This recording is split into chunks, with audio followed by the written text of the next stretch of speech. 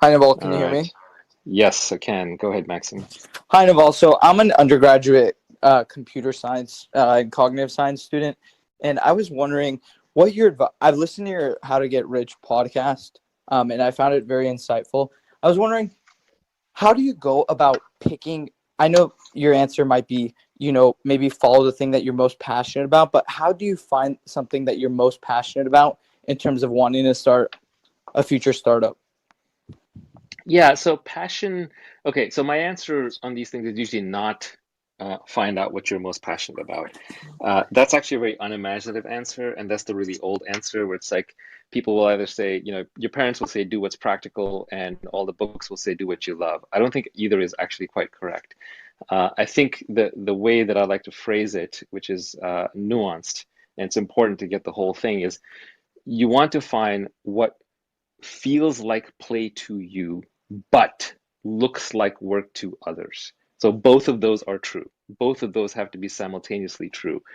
So feels like play to you is the what you're passionate about part. So you'll naturally be good at it, you're into it, you're curious about it, you enjoy doing it. But looks like work to others, that is equally important. That means that it has in society, that thing is seen as work by other people, and therefore it is likely to have some value. So you want to find the intersection of those two.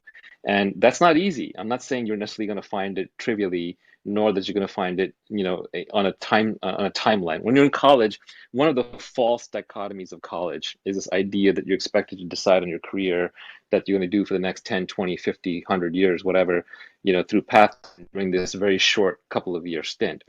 And unfortunately, I think we lock people into lifetimes of drudgery where they basically say, well, I'm going to go be a lawyer. They go to law school, and now they're locked into law, whether they love the law or not, or the practice of law or not, or investment banking or medicine or what have you. These are straitjackets. It's like too early, especially now as careers have gotten longer and people live longer, getting them to commit for like their entire lives based on this short stint is too much.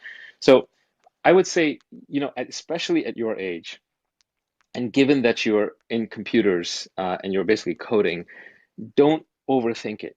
Just build things. Just build whatever you feel like. Build toys, build apps for yourself.